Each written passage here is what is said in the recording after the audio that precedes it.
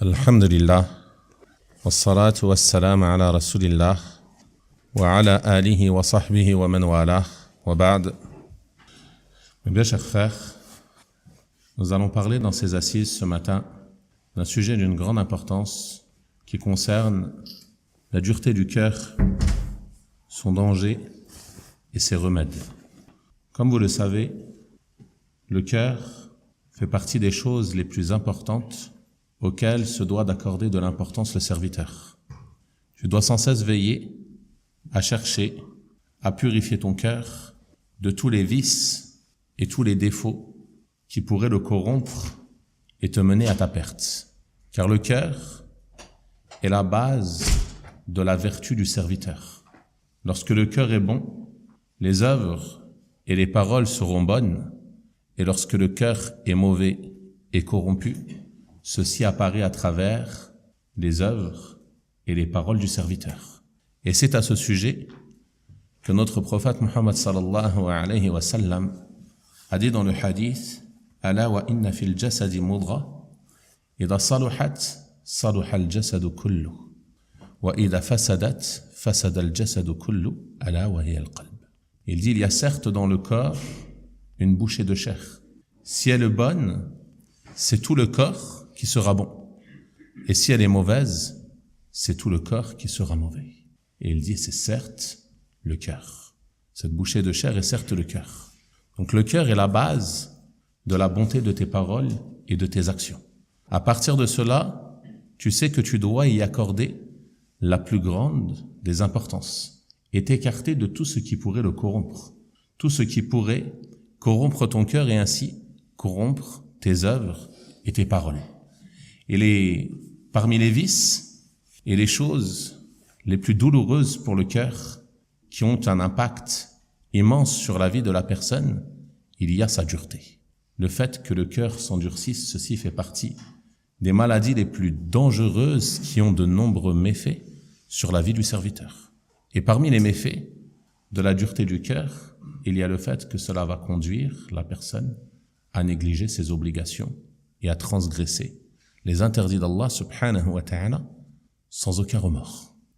Le croyant, comme on l'a vu hier, il se peut qu'il fasse des péchés, il se peut qu'il ait des manquements, il se peut que par faiblesse, il lui arrive de négliger une obligation ou de transgresser un interdit. Mais il a des remords. Lorsqu'il le fait, il se remet en question. Il est triste d'avoir faibli, et ainsi de suite.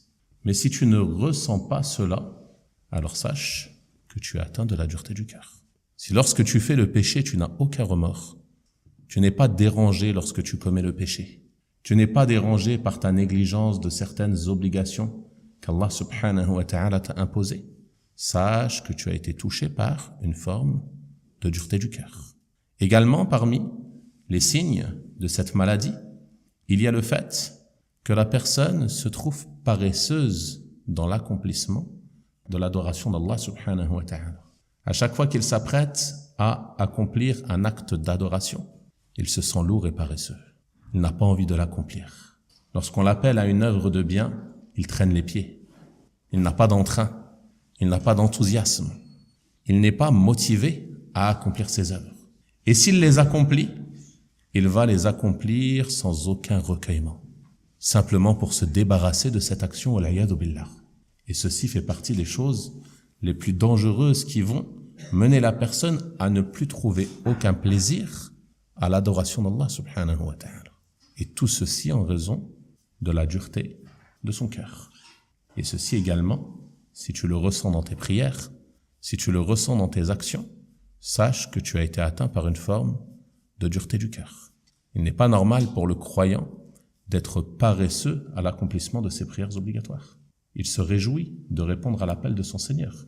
Le mu'addin l'appelle à la prière et lui dit « Hayya ala al-falah » accourez au succès, accourez à la réussite. Ne veux-tu pas le succès et la réussite auprès de ton Seigneur subhanahu wa ta'ala? Comment peux-tu venir en traînant les pieds pour accomplir cette prière? Il t'incombe d'y venir avec entrain, être heureux d'avoir été favorisé, d'avoir été choisi par Allah subhanahu wa ta'ala pour répondre à cet appel et venir accomplir cette prière. Également, lorsqu'on t'appelle à l'accomplissement d'une œuvre de bien, quelle qu'elle soit, que ce soit une entraide dans un projet religieux, le fait d'aider un de tes frères, ou quelle que soit la cause. Accomplis cela avec entrain et non pas avec paresse. Et lorsque tu accomplis cet acte, rappelle-toi que tu le fais pour Allah subhanahu wa ta'ala. Et plus particulièrement concernant la prière, mais ce sujet on le développera dans le cours après le Dhuhr, Inch'Allah ta'ala. Également, parmi les signes et les méfaits de la dureté du cœur, il y a l'attachement au bas monde et le détachement de l'au-delà. C'est-à-dire que la personne favorise les bienfaits éphémères de ce bas monde aux bienfaits éternels de l'au-delà. Ça fait partie également des signes qui t'indiquent que tu es touché par la dureté du cœur. Lorsque tu favorises une chose vile et éphémère à une récompense éternelle, au sujet de laquelle Allah subhanahu wa ta'ala t'a clairement informé que ce qu'il y a auprès de lui est meilleur et plus durable. Ce qu'il y a auprès d'Allah subhanahu wa ta'ala est meilleur que tout bienfait que tu peux trouver dans ce bas monde. Ce qu'il y a auprès d'Allah est plus durable, car ce bas monde a une fin. Il est voué à disparaître. Tout ce que tu peux gagner, tout ce dont tu peux jouir dans ce bas monde, il est voué à disparaître. Tu vas le perdre tôt ou tard. Si tu ne le perds pas de ton vivant, tu le perdras à ta mort. Quant à ce qu'il y a auprès d'Allah subhanahu wa ta'ala, c'est des délices éternels qui n'ont pas de fin. Donc comment peux-tu favoriser une chose de laquelle tu vas te séparer pour une chose qui est un plaisir sans fin? Même une personne sensée qui réfléchit comme il se doit n'accepterait pas cet échange, car c'est un échange qui est voué à la perte de la personne qui l'accepte. Et entre dans cela, par exemple, le fait qu'une personne favorise un travail ou autre chose semblable à l'accomplissement de sa prière en son temps. Celui qui agit ainsi, il a favorisé ce bas monde à l'au-delà. Pour un modeste salaire, il va délaisser cette obligation qu'Allah subhanahu wa ta'ala lui a imposée. Cette obligation immense qui est la première chose au sujet de laquelle il sera interrogé lorsqu'il rencontrera son Seigneur qui est la prière. Et il délaisse son accomplissement en son temps pour une modeste somme d'argent, wallahu al-musta'an. Également parmi les signes de la dureté du cœur, il y a le fait de ne pas être touché par les exhortations. Personne écoute un rappel, une chose qui est censée toucher son cœur, et il est totalement indifférent. Il vient le vendredi, l'imam le sermonne sur la mort, sur la prière, sur l'aumône, sur autre chose parmi les choses religieuses sur lesquelles ils peuvent sermonner, et il sort comme s'il n'avait rien écouté. Comme on dit en français, cela rentre dans une oreille et cela ressort de l'autre, sans atteindre son cœur, wallahu al-musta'an. Et ça également, c'est un signe de la dureté du cœur. De la même manière, le fait de ne pas être touché par les épreuves ou les calamités, ne pas être touché par le rappel de la mort lorsque tu apprends la mort d'une personne ou autre chose semblable. Il y a des gens, ils apprennent le décès d'une personne de science, le décès d'un proche, le décès de quelqu'un qu'ils connaissent, et ça ne lui fait rien. Sa vie continue comme s'il ne s'était rien passé. Et ceci est un signe de la dureté du cœur. Également, le fait de ne pas tirer de leçons des calamités générales qui peuvent toucher la communauté, comme lorsque des peuples sont opprimés, ou alors lorsque un endroit est touché par certaines épreuves, certaines calamités comme des inondations, des tremblements de terre ou autres, qui peuvent causer la mort de nombre de personnes. De voir ces choses se passer sans en tirer des leçons, sans être touché, sans avoir de compassion, sans réfléchir sur les causes et les conséquences de ces événements. Tout ceci fait partie de la dureté du cœur, comme on a pu le voir lors de la période du Covid, où il y avait toutes ces restrictions, etc. Et des personnes qui faisaient de cette maladie un sujet de raillerie et de distraction, et qui n'étaient pas touchées par cette chose qui se produisait, toutes les restrictions qu'il y avait, les mosquées qui étaient fermées, qui n'ont pas été touchées par cela. Ceci est un signe de la dureté du cœur. Également, parmi les signes que les gens de science ont mentionnés, il y a le mauvais comportement avec les gens. Le mauvais comportement, c'est un signe de dureté du cœur. Quand quelqu'un il est rude, il parle mal aux gens, il parle avec sévérité, il n'a pas de compassion, il n'a pas de douceur. Également, il ne pardonne pas, il est intransigeant. Tout ceci est un signe de la dureté du cœur, car celui dont le cœur est doux, celui dont le cœur est adouci, il va avoir un bon comportement avec les gens. Lui aussi, il va être doux. La douceur de son cœur va influer sur son comportement et son attitude avec les gens. Donc s'il est dur, s'il est rude, s'il ne fait pas de cadeaux, s'il est intransigeant, cela est un signe que son cœur a été atteint par cette dureté. Et également, ceci est une chose qu'il doit l'alerter. Ça doit l'alerter sur l'état de son cœur.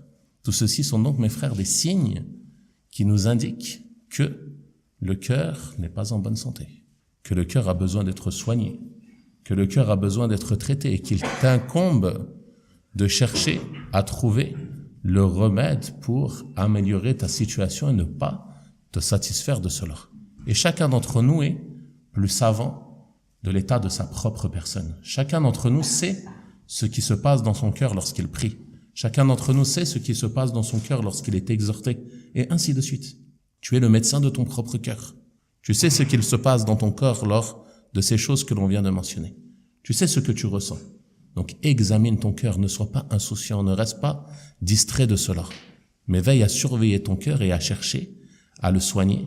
Bi'idhnillahi ta'ala. Et de la même manière, on peut mentionner que toutes les choses, parmi les choses qui vont diminuer la foi, qui sont contraires à la foi, et ainsi de suite, sont les conséquences de cette dureté. Et c'est pour cela que Malik ibn Dinar, rahimahullah ta'ala, un de nos pieux prédécesseurs, disait à ce sujet: Ma duriba abdun bi'uqubatin a'zam min qaswati al-qalb. Un serviteur n'a pas été touché par une sanction plus immense, plus grave que la dureté de son cœur.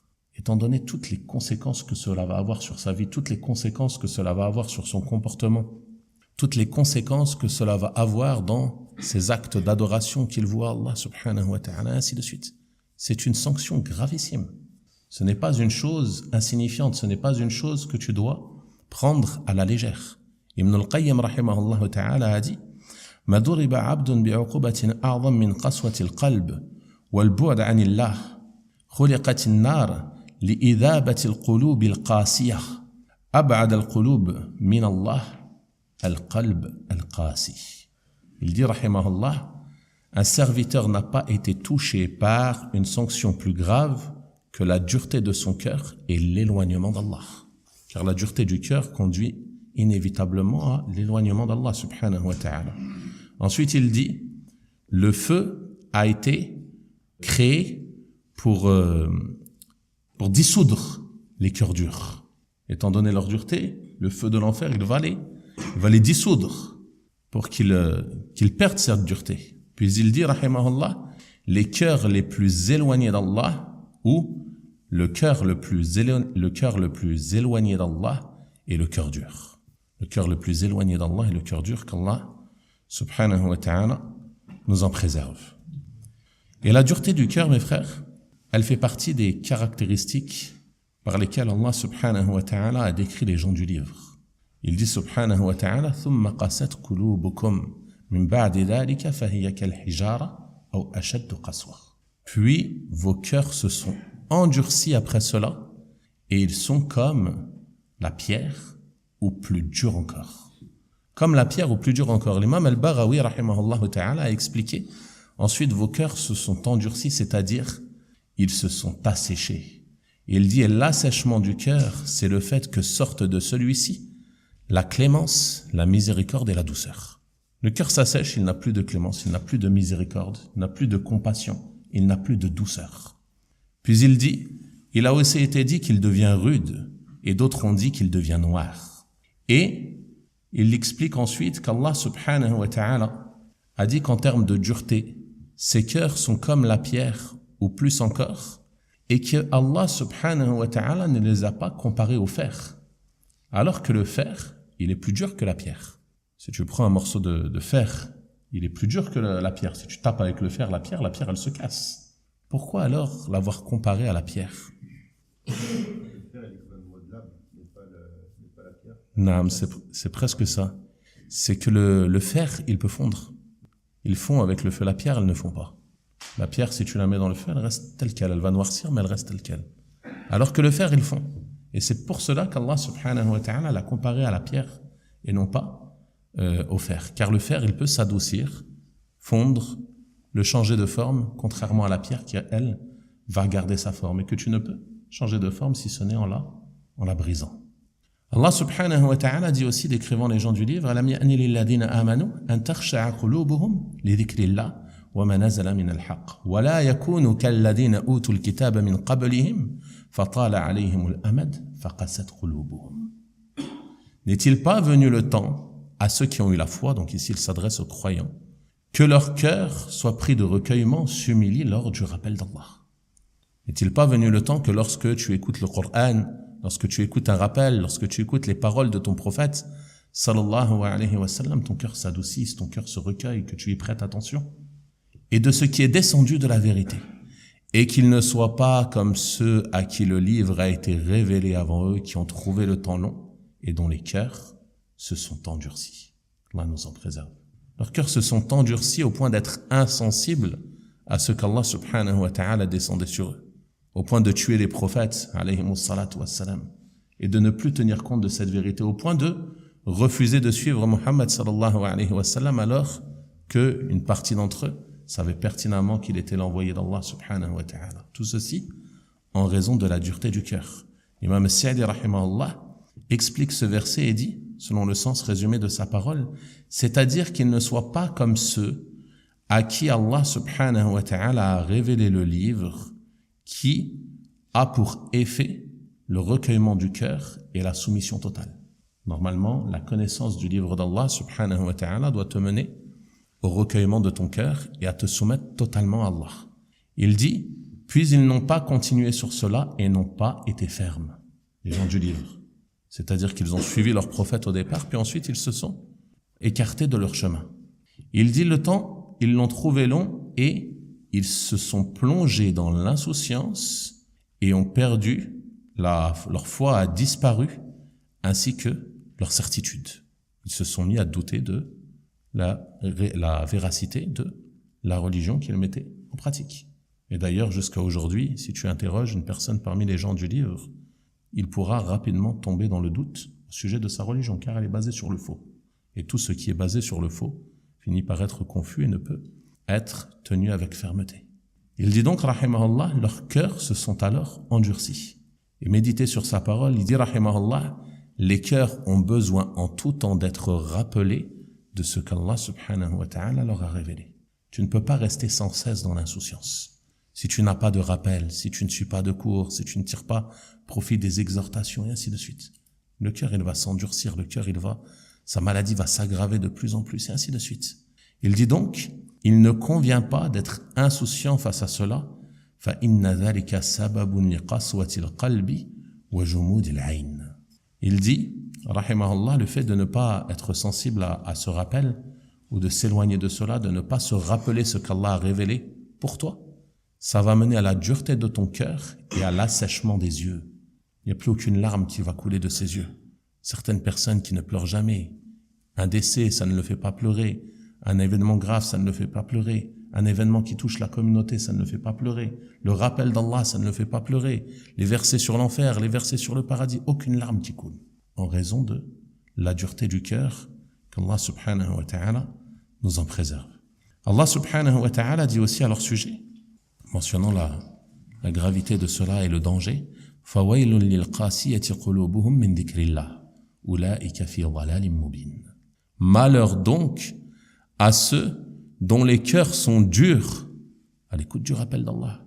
Ceux-là sont certes dans un égarement évident. Imam Sa'di rahimahullah ta'ala dit, c'est-à-dire que leurs cœurs ne s'adoucissent pas à son livre, c'est-à-dire à l'écoute du livre d'Allah subhanahu wa ta'ala, et ne se rappellent pas de ces versets, et ne s'apaisent pas au rappel d'Allah. On a vu que les cœurs des croyants, ils s'apaisent au rappel d'Allah. Ala bi dhikrillahi tatma'innul qulub. Le croyant, lorsqu'on lui rappelle Allah, son cœur, il s'apaise, ça l'adoucit, ça lui fait du bien, il ressent la montée de foi dans son cœur. Mais celui qui a le cœur dur n'est pas apaisé, il se lasse. Lorsqu'il est dans une assise de rappel, il ne pense qu'à partir, il ne pense qu'à sa fin, il est pressé que cela s'arrête, parce que c'est dur pour lui à supporter. Il dit donc, il ne s'apaise pas à son rappel, au contraire, ses cœurs se détournent de leur Seigneur et se dirigent vers autre que lui. Il dit alors à cela, il y a un malheur terrible et un grand mal. À cela, il y a pour eux un malheur terrible et un grand mal qu'Allah subhanahu wa ta'ala nous en préserve. Donc tout ceci, mes frères, nous montre le danger, la gravité de la dureté du cœur. Nous avons vu ces signes Nous avons vu son danger. Nous allons voir maintenant les causes qui mènent à la dureté du cœur. Et ces causes, en réalité, elles sont nombreuses. Mais celles qu'on va mentionner sont celles qu'a mentionné l'imam Ibn Rajab, rahimahullah ta'ala, dans son livre, ou une courte épître qu'il a écrite à ce sujet, intitulée Dham Qaswatil Qalb, le blâme de la dureté du cœur. Il a mentionné parmi les causes, je ne les ai pas forcément mentionnées dans le même ordre qu'il les a citées, Naqdul Ahd ma'Allahi subhanahu wa ta'ala. Le fait de rompre le pacte, l'engagement que tu as avec Allah subhanahu wa ta'ala. Chacun d'entre nous a pour engagement, comme pacte avec Allah subhanahu wa ta'ala, de l'adorer, de lui vouer un culte sincère et de veiller à concrétiser la raison pour laquelle Allah subhanahu wa ta'ala l'a créé, qui n'est autre que de l'adorer en lui vouant un culte exclusif dans l'adoration. Un jour, un de nos pieux prédécesseurs, rahimahumullah ta'ala, a dit lors d'une exhortation: ô toi qui trouves de la dureté dans ton cœur, ô toi qui trouves de la dureté dans ton cœur, prends garde à ne pas avoir rompu un pacte. Prends garde à ne pas avoir rompu un pacte, à ne pas avoir rompu un engagement.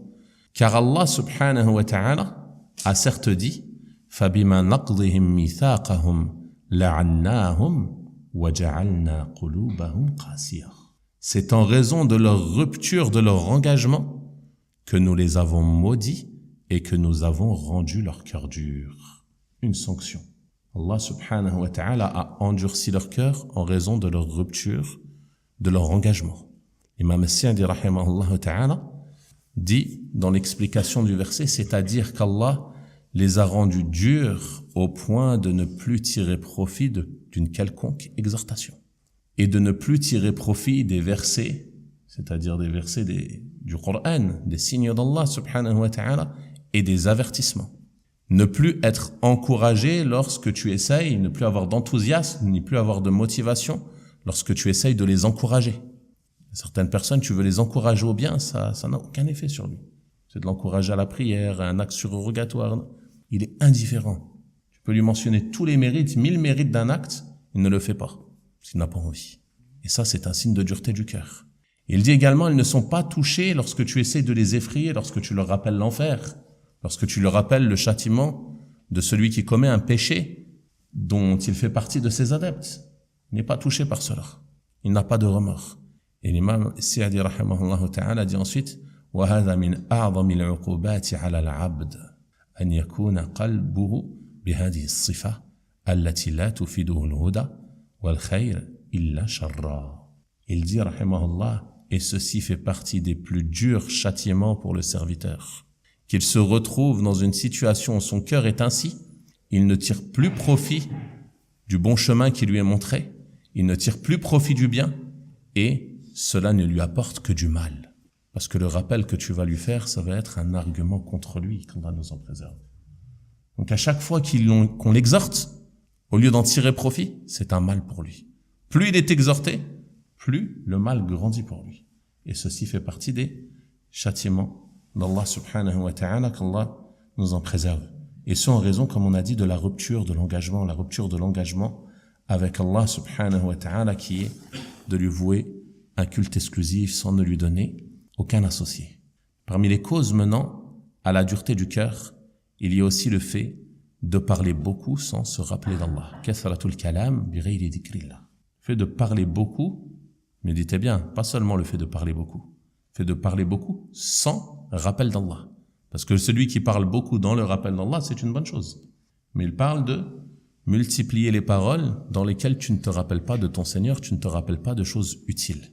Le prophète, sallallahu alayhi wa sallam, nous a donné l'exemple du cœur vivant et du cœur mort. Il a décrit la situation du cœur vivant et a décrit la situation du cœur mort. Et il a dit, sallallahu alayhi wa sallam, l'exemple de celui qui se rappelle de son Seigneur et de celui qui ne s'en rappelle pas est celui du vivant et du mort. C'est-à-dire que le cœur qui ne se rappelle pas de son Seigneur, c'est comme s'il était mort. Une personne qui ne se rappelle pas d'Allah, même s'il est vivant, qu'il marche, qu'il est en bonne santé, c'est comme s'il était mort, il n'a plus de vie en réalité. Parce que sa vie ne lui est plus utile, étant donné qu'il se détourne d'Allah subhanahu wa ta'ala. Il ne tire pas profit de son vivant. Alors qu'il y a des personnes qui de leur vivant, elles se rappelaient d'Allah subhanahu wa ta'ala, qui sont mortes et qui sont enterrées et qui sont encore vivantes, car elles profitent encore de nombreuses invocations et ainsi de suite. Comme c'est le cas des savants, rahimahumullah ta'ala. Donc il dit, l'exemple de celui qui se rappelle de son Seigneur et celui qui ne s'en rappelle pas est semblable aux vivants et aux morts. Donc si tu oublies Allah, que tu ne te rappelles pas d'Allah subhanahu wa ta'ala, tu es comme celui qui est mort et enterré. Quelle est la situation de celui qui est mort et enterré? Quelle est sa situation concernant ses œuvres? Ses œuvres, elles sont interrompues. Il n'a plus d'œuvres qui lui profitent. Telle est la situation de celui qui ne se rappelle pas de son Seigneur. Ses œuvres sont interrompues. Il ne se rappelle pas d'Allah, dans son sens large. Le rappel dans son sens large. Donc, son cœur est dans un état qui le rend semblable à un mort, qui ne profite pas de son vivant. L'imam Ibn Uthaymin, rahimahullah ta'ala, a dit dans l'explication de ce hadith, وَهَذَا مَثَلٌ يَنْبَغِي لِلْإِنسَانِ أَنْ يَعْتَبِرَ بِهِ. Ceci est un exemple auquel il convient à l'homme de tirer profit, de le prendre en considération. وأن يعلم أنه كلما غفل عن ذكر الله عز وجل فإنه يقسو قلبه. Et qu'il sache qu'à chaque fois qu'il est distrait, qu'il est insouciant du rappel d'Allah, alors son cœur s'endurcit. Puis il dit, rahimahullah, وَرُبَّمَا يَمُوتُ قَلْبُهُ وَالْعِيَاذُ بِاللَّهِ. Et il se peut même que son cœur meure et le refuge est auprès d'Allah. C'est l'explication de Cheikh al-Uthaymin, rahimahullah, dans le commentaire de ce hadith dans Riyad al-Salihin. Il dit, le cœur, il peut venir à mourir tellement il oublie Allah, subhanahu wa ta'ala.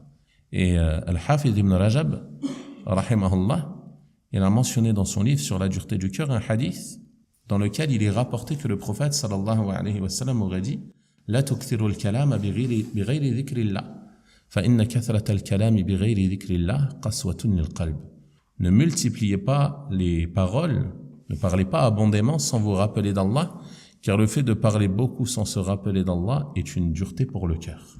Ce hadith, il est rapporté par At-Tirmidhi, rahimahullah, et il a été jugé faible par l'imam Al-Albani, rahimahullah ta'ala. Toutefois, son sens, il est authentique. Son sens, il est vrai. La chaîne de transmission du hadith n'est pas authentique. On ne peut pas attribuer cette parole au prophète, sallallahu alayhi wa sallam. Mais le sens de cette parole est vrai. C'est-à-dire que parler beaucoup sans se rappeler d'Allah, c'est une cause de la dureté du cœur. Ceux dont les sujets de conversation ne sont que les on-dit, que les rumeurs. Tu as entendu ceci, tu as entendu cela. Ou alors, pire encore, ce sont des péchés. Il va médire, il va remplir ses assises de médisance, il va remplir ses assises de colportage, il va remplir ses assises de paroles qui sont inutiles, de paroles vaines. Tout ceci va endurcir son cœur. Il n'y a aucun bien dans ces paroles. Ces paroles ne sont qu'une cause d'endurcissement du cœur et d'éloignement du bien et par conséquent d'éloignement d'Allah subhanahu wa ta'ala. Et c'est pour cela que le prophète sallallahu alayhi wa sallam a dit dans le hadith qui est authentique, Man kana yu'minu billahi wal yawmil akhir falyaqul khayran aw yasmut. Celui qui croit en Allah et au jour dernier, qu'il dise du bien ou qu'il se taise, qu'il garde le silence. Avant de parler, tu dois réfléchir. Est-ce qu'il y a un bien dans la parole que je vais prononcer? Est-ce que cette parole me rapproche d'Allah subhanahu wa ta'ala? Si ce n'est pas une parole, c'est pas du dhikr, ce n'est pas la lecture du Coran, ce n'est pas un conseil, ce n'est pas le commandement du bien, ce n'est pas l'interdiction du mal, ce n'est pas l'enseignement de la religion. Tu réfléchis, est-ce qu'elle a un intérêt? Parce qu'il peut y avoir une parole qui n'est pas forcément une parole qui te rapproche d'Allah, mais qui a un intérêt, une parole permise. Tu informes quelqu'un d'une chose dont il a besoin, ou autre chose semblable. Ou tu discutes, ou alors tu prononces une parole plaisante à un de tes frères pour le rendre heureux, etc. Et ça aussi, avec une bonne intention, ça peut être une adoration. Le fait de dire des bonnes paroles. Et ça, c'est important à comprendre, parce que il y a beaucoup de personnes qui lisent ce hadith et qui disent « je ne vais plus parler ». Et ça, on le voit des fois. Et des personnes qui, au contraire, ont parfois des signes de dureté, qui ont un comportement rude, qui ne parlent pas, qui restent toujours silencieux. Et lorsque tu l'interroges, pourquoi tu ne parles pas? Il dit, je n'ai rien à dire. Celui qui croit en Allah et au jour dernier, qu'il dise du bien, qu'il se taise. Je me tais. Le prophète, sallallahu alayhi wa sallam, ne t'a pas ordonné de te taire dans ce hadith. Il t'a ordonné de dire du bien. C'est ça l'ordre qu'il y a dans le hadith. Le premier ordre, c'est de dire du bien. Tu veux parler? Dis du bien. Dis des bonnes paroles, parle. Tu es avec tes frères, dis-leur des bonnes paroles. Même si c'est des paroles permises, ne serait-ce que pour les faire entrer la joie dans leur cœur. C'est une bonne chose. Tu es avec tes parents, parle avec eux. Fais entrer la joie dans leur cœur. Tu es avec tes frères et sœurs, et ainsi de suite. Parle, dis du bien, même si c'est des paroles permises, tant qu'il n'y a pas d'interdit. L'essentiel est que tu veilles à ne pas prononcer des paroles interdites. Pas de mensonges, pas de médisance, pas de paroles grossières, et ainsi de suite. Mais dis du bien. Et si tu te rends compte que la parole que tu t'apprêtes à prononcer n'est pas une parole permise, alors, tu gardes le silence. Qu'est-ce que ça signifie? Ça signifie que tu ne prononces pas cette parole, mais prononce-en une autre. Ne reste pas silencieux, parle. Ne reste pas muet à ne rien dire, à ne rien prononcer, car ceci ne fait pas partie des choses qui te rapprochent d'Allah, subhanahu wa ta'ala. Le silence, à la base, n'est pas une chose qui rapproche d'Allah. Celui qui parle par le rappel, par le dhikr, il est meilleur que celui qui se tait.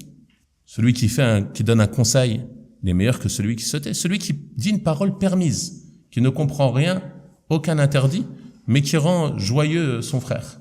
Une belle parole, un compliment ou autre. Il est mieux que celui qui reste silencieux.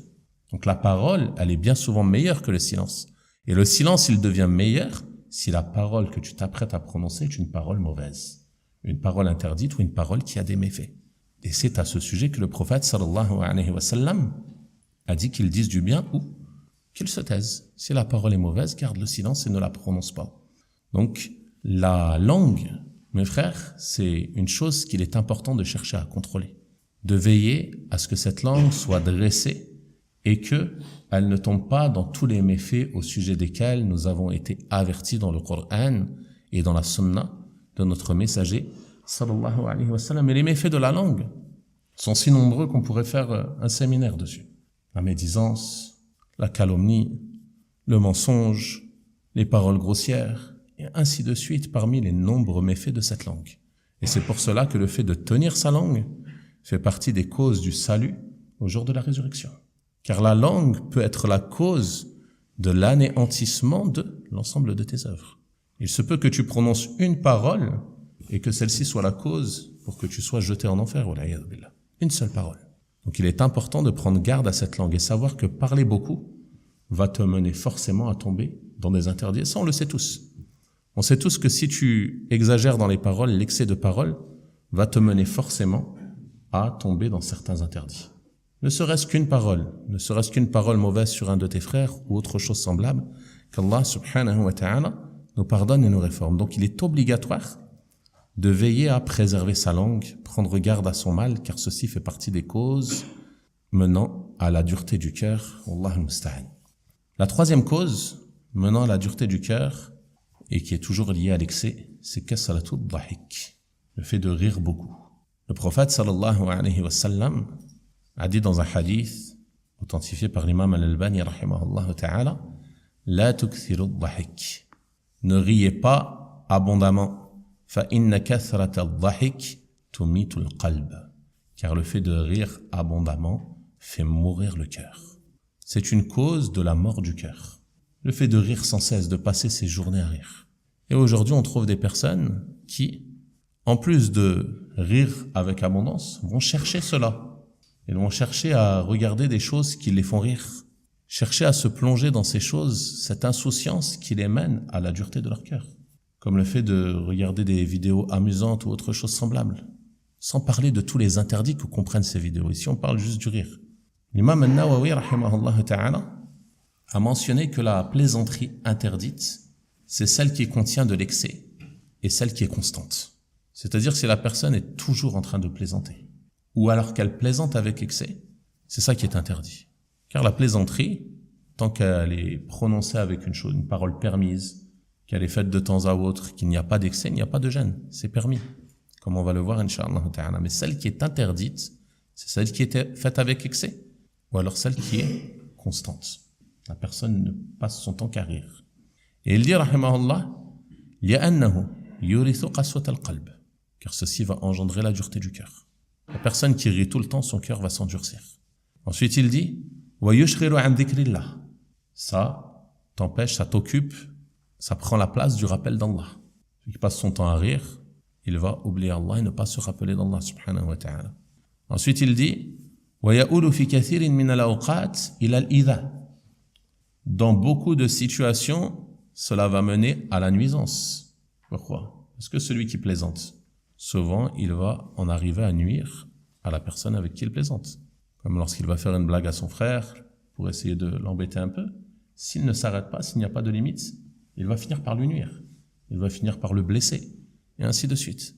Ensuite, il dit, rahimahullah, wa yurithu al-ahqad. Ça va faire naître des rancunes.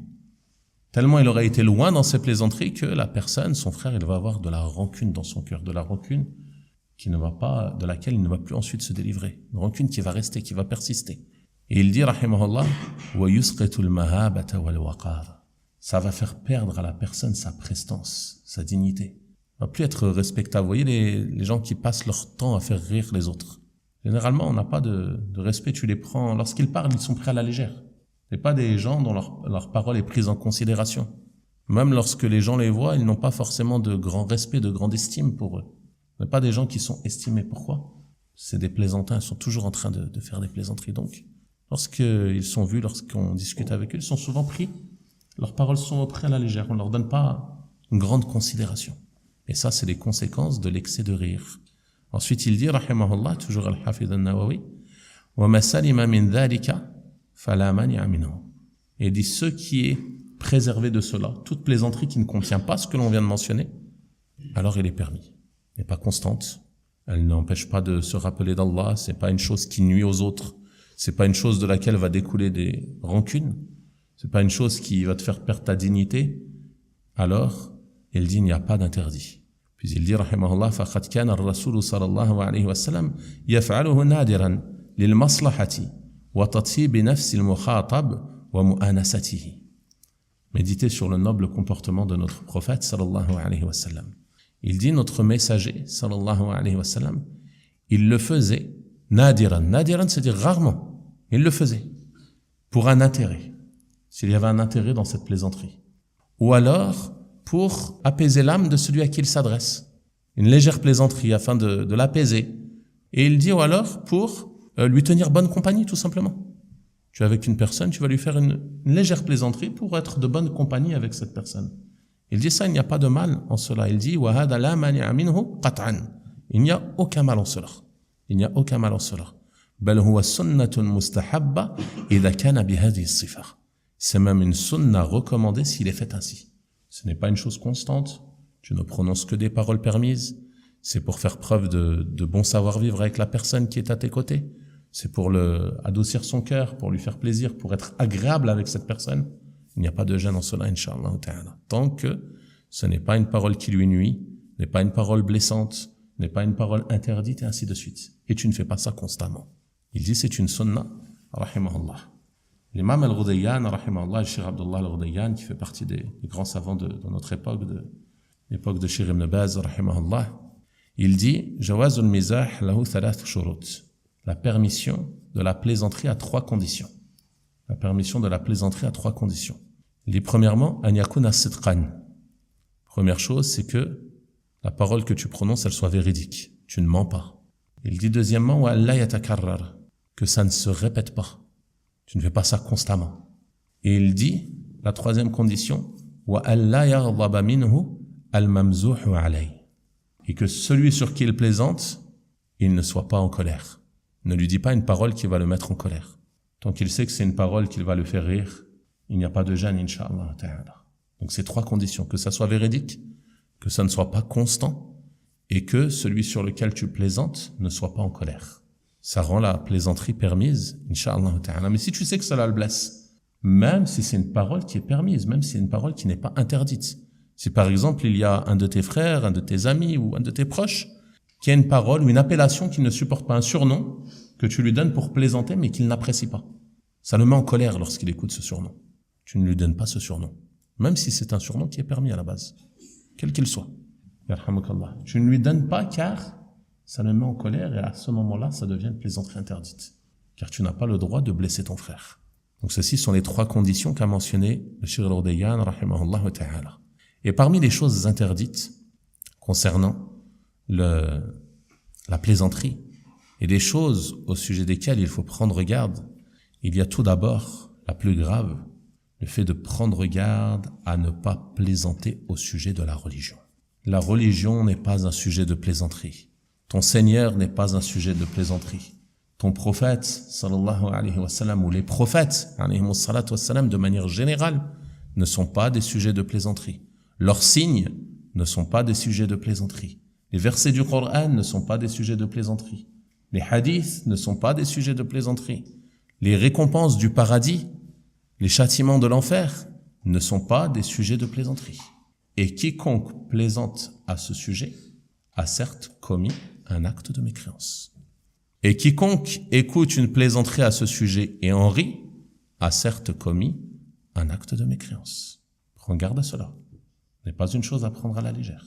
Il y a de nombreuses personnes qui font des vidéos ou qui font des spectacles ou je ne sais quoi et qui diffusent cela sur Internet et qui peuvent parfois apparaître sur ton téléphone si tu fais partie de ceux éprouvés par la consultation des réseaux sociaux. Et ça, c'est un parmi les nombreux méfaits de ces réseaux. Lorsque tu scrolles sur ton écran et que tu passes d'une vidéo à une autre, il se peut que tu tombes parfois sur une vidéo d'une personne qui fait une plaisanterie dans laquelle il se moque d'Allah, dans laquelle il se raille du prophète, sallallahu alayhi wa sallam, ou d'un des prophètes, dans laquelle il va se railler d'une récompense du paradis. Beaucoup, ils vont se railler des récompenses sur les houris, par exemple, ils vont faire des blagues sur cela. Ou alors il va se moquer de l'enfer, autre chose semblable. C'est des choses courantes.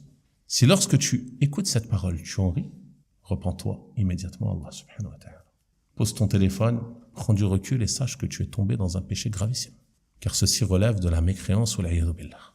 Ceci n'est pas à prendre à la légère. Certaines personnes, au temps du prophète sallallahu alayhi wa sallam, ont dit des paroles au sujet du prophète sallallahu alayhi wa sallam et de ses compagnons radiyallahu anhum. Ils étaient en voyage, ils revenaient d'une bataille.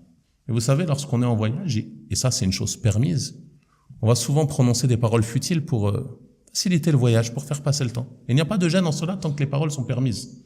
Des discussions qui ne sont pas forcément utiles, mais qui aident la personne à supporter la longueur du voyage. Et eux, qu'est-ce qu'ils ont fait? Ils se sont raillés du prophète sallallahu alayhi wa sallam et de ses compagnons radiyallahu anhum, en les décrivant par des choses qui s'opposent totalement à la description du prophète sallallahu alayhi wa sallam et de ses compagnons radiyallahu anhum. Ils ont dit, nous n'avons jamais vu des personnes aussi lâches au combat, aussi avides de nourriture, et une autre parole que j'ai oubliée. Alors un des compagnons radiyallahu anhum a entendu cette parole et a dit, je vais immédiatement informer le messager d'Allah sallallahu alayhi wa sallam. La gravité de la situation. On n'a pas pris cela à la légère. Lorsqu'il est arrivé au prophète sallallahu alayhi wa sallam, il a trouvé le prophète sallallahu alayhi wa sallam alors qu'Allah l'avait déjà informé. Allah lui avait révélé les versets à ce sujet, au sujet de ce que venaient de faire ces personnes. Et il lui dit subhanahu wa ta'ala, s'adressant à son prophète, wala in sa'altahum la yaqulunna innama kunna nakhudhu wa nal'ab. Si tu les interroges, ils diront, nous ne faisions que plaisanter. On discutait simplement, on plaisantait. Nous n'étions pas sérieux. Et c'est ce qu'est venu dire cet homme au prophète sallallahu alayhi wa sallam. Il était à côté de lui, le prophète sallallahu alayhi wa sallam avançait sur sa monture. Et le prophète sallallahu alayhi wa sallam l'ignorait. Il s'excusait, il disait, oh messager d'Allah, nous ne faisions que rire et plaisanter. Ce n'est que la discussion de voyageurs. Alors le prophète sallallahu alayhi wa sallam répétait le verset qu'Allah subhanahu wa ta'ala lui avait révélé. Qul abillahi wa ayatihi wa rasulihi kuntum tastahzi'un la ta'tadiru qad kafartum ba'da imanikum. Est-ce d'Allah, de ses signes, de son messager que vous vous moquez? Ne vous excusez pas, ne vous cherchez pas d'excuses. Ne dites pas c'est juste une parole comme ça, ne dites pas c'est juste une plaisanterie. Vous avez certes mécru après avoir eu la foi. Vous avez certes mécru pour une parole qui a été prononcée par un seul d'entre eux. Mais les autres étaient avec lui à en rier. Donc tu vois le danger de toutes ces vidéos qui circulent ou toutes ces blagues qui peuvent être lues ou je ne sais quoi, qu'il peut y avoir sur les réseaux sociaux. Une seule blague, elle peut te mener à la mécréance, wal-'iyadhu billah. Ça ne veut pas dire que la porte du repentir n'est pas ouverte. Mais comme je l'ai dit, celui qui tombe dans cela, il doit immédiatement revenir à Allah. Et délaisser ce téléphone, délaisser ce réseau qui peuvent le mener à sa perte et au plus bas fond de l'enfer, wal-'iyadhu billah. Donc prenez garde à cela, barakallahu fikum. Ceci est un... Concrètement, ça peut arriver beaucoup maintenant, c'est même multiplié par effet des shorts, etc. Concrètement, la tawba, tu la fais comment quand tu tombes dans ce vice-là? Il implore le pardon d'Allah subhanahu wa ta'ala, il s'écarte de ces choses, il s'écarte du fait de regarder ces vidéos, car il sait, à partir du moment que cette chose le mène à cela, Il doit s'écarter de la cause qui mène au péché. Il ne faut pas s'écarter seulement du péché, parce que s'il continue, il dit astaghfirullah et il continue. Il va retomber sur un autre, il va retomber dans le péché. Il doit s'en écarter, il doit s'écarter de cette cause. À la base, scroller sur les vidéos, c'est interdit. Ça, c'est un exemple parmi les exemples. Il y a de nombreux méfaits, on va pas tous les citer. Ce n'est pas le sujet du cours. Mais toutes ces choses que vous voyez, elles ne font qu'endurcir votre cœur et vous éloigner du rappel d'Allah. Mais ça, c'est un des méfaits les plus graves, parce qu'il relève de la mécréance. C'est pas seulement un péché. C'est pas parce que j'insiste dessus parce que il y a certaines personnes qui peuvent penser que c'est un péché parmi tant d'autres. C'est comme regarder une vidéo interdite ou il regarde des choses interdites. Non. C'est beaucoup plus grave. C'est beaucoup plus grave parce que celui qui fait cela, il sort de la religion de l'islam. Il y a des applications dans le principe de base, c'est scroller. Genre TikTok, etc. Même YouTube maintenant. Ça, c'est le sabam. Donc la tauba, c'est qu'il s'en écarte. Il s'en écarte. Il s'en écarte pour ne pas retomber. Donc l'imam al-Sa'di, rahimahullah, il a dit dans le tafsir du verset que l'on vient de mentionner, de surat al-Tawbah, فَإِنَّ الْإِسْتِهْزَاءَ بِاللَّهِ وَآيَاتِهِ وَرَسُولِهِ كُفْرٌ مُخْرِجٌ عَنِ الدِّينِ. Le fait de se railler, de prendre raillerie, de se moquer d'Allah, de ses signes, de son messager sallallahu alayhi wa sallam, c'est de la mécréance qui fait sortir la personne de la religion. لأن أصل الدين مبني على تعظيم الله تبارك وتعالى وتعظيم دينه ورسله عليهم الصلاة والسلام. Il dit car la religion à la base, elle est fondée sur la révérence que tu portes à Allah, la révérence que tu portes à sa religion, la révérence que tu portes à ses messagers alayhimus salatu wassalam. Ça c'est la base de la religion, c'est que tu révères Allah, que tu donnes la plus grande des considérations, que tu révères son livre, que tu révères ses messagers alayhimus salatu wassalam. C'est la base de la religion. Et le fait de se railler d'eux, ça s'oppose à la révérence. Est-ce que tu te moques de tes parents? Parce que tu les respectes. Ils ont un rang supérieur au tien. Tu ne vas pas te moquer d'eux. Parce que tu sais que c'est gravissime. Alors que dire de se moquer de ton Seigneur? Que dire de se moquer de son livre? Que dire de se moquer de ses messagers? La situation est bien plus grave. Ensuite, il dit, rahimahullah, وَالِاسْتِهْزَاءُ بِشَيْءٍ مِنْ ذَلِكَ مُنَافٍ لِهَذَا الْأَصْلِ وَمُنَاقِدْ لَهُ أَشَدُّ الْمُنَاقَضَةِ. Il dit, et le fait de se railler de cela s'oppose à ce fondement et l'annule de la plus grande des manières. C'est la parole de l'imam al-Sa'di rahimahullah dans le tafsir du verset 2 sur la Tawbah. Parmi les choses sur lesquelles j'attire votre attention concernant la plaisanterie également, il y a, donc c'est d'un degré moindre mais cela reste interdit, c'est le fait de se railler des gens de manière générale. Se moquer. Il y a des gens, ils se moquent de tout le monde. Se moque de son apparence, se moque de ses vêtements, elle se moque de sa manière de prononcer un mot. Il va se moquer tout le temps, il se raille des gens. Ou alors il les méprise. Et Allah subhanahu wa ta'ala nous a interdit cela dans son noble livre. Ya ayyuhalladhina amanu la yaskhar qawmun min qawmin asa an yakunu khayran minhum. Oh, vous qui avez eu la foi, qu'aucun groupe de personnes ne se moque d'un autre groupe. Il se peut qu'il soit meilleur qu'eux. Bien souvent, celui qui se moque, il est moins bon que celui de qui il se moque. Il va se railler de personnes qui bien souvent sont meilleures que lui. Ensuite, Allah subhanahu wa ta'ala adresse le même rappel aux femmes, car ceci concerne également les femmes. Et il dit, subhanahu wa ta'ala, وَلَا نِسَاءٌ مِّن نِسَاءٍ عَسَىٰ أَن يَكُنَّ خَيْرًا مِّنْهُنَّ. Et ni des femmes d'un autre groupe de femmes, il se peut que celles-ci soient meilleures qu'elles. Donc la raillerie, le fait de se moquer des gens, en plus d'endurcir le cœur, c'est un grave péché auprès d'Allah subhanahu wa ta'ala. Toute parole, tout acte qui contient du mépris à l'égard de ton frère musulman, ceci est interdit. Il est interdit que tu fasses une chose, que tu aies un comportement, même si c'est un clignement d'œil. Il y a quelqu'un qui rentre, par exemple, et il y en a deux, ils vont se regarder, ils vont se moquer, ou ils vont faire un petit clignement d'œil ou autre chose semblable.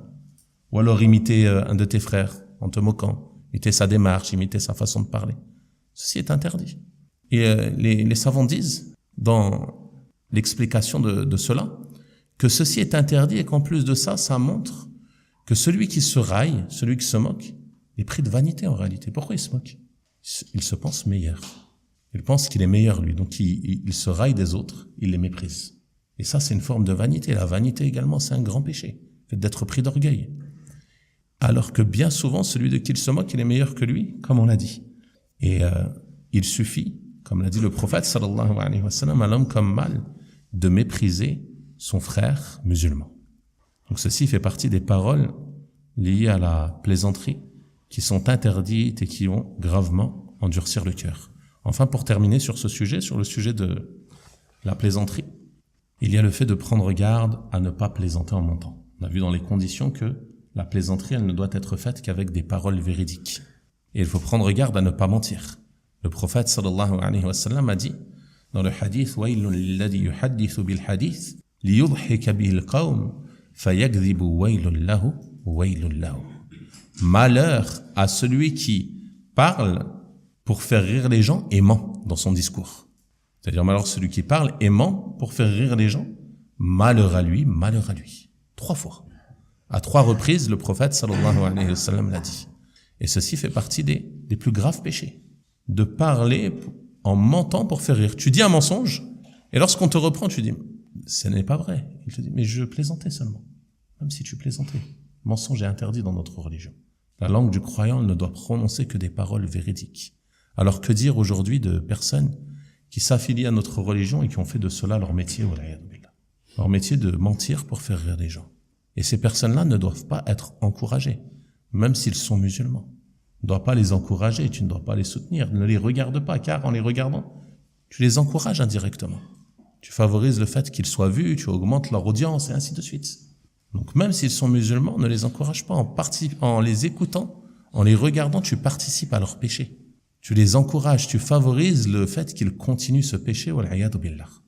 Et ceci fait partie des péchés les plus graves auprès d'Allah subhanahu wa ta'ala, car le mensonge fait relève des grands péchés et la gravité de ce mensonge est d'autant plus lourde lorsque celui-ci a pour objet de faire rire les gens. Ceci est donc la 3e cause parmi les causes de dureté du cœur. Et Inch'Allah, on va juste décaler le 2e cours pour terminer, pour finir les causes de dureté. Il nous en reste 2. On va terminer le premier cours à 10h45, Inch'Allah, et on fera la pause de 10h45 à 11h. On décale juste d'un quart d'heure, Inch'Allah. Donc la 4e cause, parmi les causes de dureté du cœur mentionnées par Ibn Rajab, rahimahullah ta'ala, c'est kathratul akl, le fait de manger beaucoup. Il dit wala siyama in kana min ash-shubuhat aw al-haram. Il dit et encore plus si ce qu'il mange c'est des choses dont la licité est ambiguë ou alors que c'est de la nourriture interdite. Il est rapporté d'un de nos prédécesseurs, rahimahumullah ta'ala, du nom de Bishr ibn al-Harith, rahimahullah, qu'il a dit il y a 2 caractéristiques qui endurcissent le cœur, kathratul kalam wa kathratul akl. Ceci fait partie des choses qui vont endurcir le cœur. Et il a été dit à l'imam Ahmed ibn Hanbal, rahimahullah ta'ala, est-ce que l'homme peut trouver de la douceur dans son cœur alors qu'il a atteint la satiété, qu'il a mangé à satiété? Est-ce qu'il peut trouver de la douceur dans son cœur? L'imam Ahmed, rahimahullah ta'ala, a dit ma'ara, je ne vois pas cela. C'est une chose qui n'est pas probable, que lorsqu'il mange à satiété, son cœur s'adoucisse. Et si tu veux comprendre cela, tu n'as qu'à méditer sur ta propre situation durant le mois de Ramadan. Le fait de manger peu durant le mois de Ramadan te donne plus d'entrain dans les adorations. C'est une cause, parmi les causes. Le fait de diminuer ton alimentation durant le mois de Ramadan, d'être à jeun, ça t'aide, ça adoucit ton cœur. Et comme ton cœur est adouci, il a plus envie de se diriger vers la lecture du Coran, vers le rappel d'Allah, vers la prière, et ainsi de suite. Ça devient plus facile. Ça devient plus facile. Durant le mois de Ramadan, tu vas avoir plus de facilité à t'asseoir quelques minutes à la mosquée pour lire quelques versets du Coran ou quelques pages que durant le reste de l'année. Et parmi les causes, le fait que tu sois à jeun, le fait que, même si c'est la nuit, le fait que tu manges peu, tu manges moins que durant les autres jours de l'année. Donc ceci adoucit ton cœur. Tandis que le fait de manger beaucoup, ça t'alourdit, ça te rend les adorations difficiles, ça te rend l'adoration d'Allah subhanahu wa ta'ala plus dure à accomplir. Et tout ceci va être une cause de dureté du cœur. La 5e cause qu'a mentionné Ibn Rajab, rahimahullah ta'ala, c'est kathratud dhunub, le fait de commettre beaucoup de péchés. Donc ça, c'est une cause qui est très large. Faire des péchés, comme on a dit, c'est une chose qui peut arriver à tout croyant. Tout croyant peut avoir un moment de faiblesse dans lequel il tombe dans un péché. Mais comme le prophète sallallahu alayhi wa sallam l'a mentionné, les meilleurs d'entre eux sont ceux qui se repentent. Le croyant, lorsqu'il faiblit, il se repent immédiatement à Allah, il ne s'obstine pas dans le péché. Toutefois, le fait de commettre des péchés en abondance, à longueur de journée et du matin au soir, ceci va endurcir le cœur. Et le prophète sallallahu alayhi wa sallam nous a certes informé que lorsque le croyant fait un péché il y a un point noir qui s'inscrit sur son cœur. Chaque fois qu'il fait un péché. S'il se repent, qu'il cesse ce péché et implore le pardon d'Allah, son cœur est purifié. Son cœur est nettoyé de cette tâche. Donc le croyant, à chaque fois qu'il faiblit, dès lors qu'il revient à Allah, son cœur est nettoyé. Donc son cœur, il reste en bonne santé, car il a été touché par le poison, mais il a pris le remède, il a pris l'antidote, qui est de revenir à Allah, de se repentir et d'implorer son pardon. Donc alhamdulillah. Mais s'il continue, il fait un péché. Comme on a dit, celui qui a le cœur endurci, il fait les péchés sans remords. Il n'est pas dérangé par cela. Donc il va en faire 1, puis 2, puis 3, jusqu'à faire quoi? Le péché il devient normal pour lui. Au point même que tellement le péché est banalisé, qu'il peut même en parler aux gens. Comme certains péchés qui sont commis aujourd'hui, qui vont être banalisés chez les gens, et qui vont même en parler d'eux. Et on en a parlé hier. Le fait que des musulmans se retrouvent à la mosquée et parlent des résultats de compétitions sportives.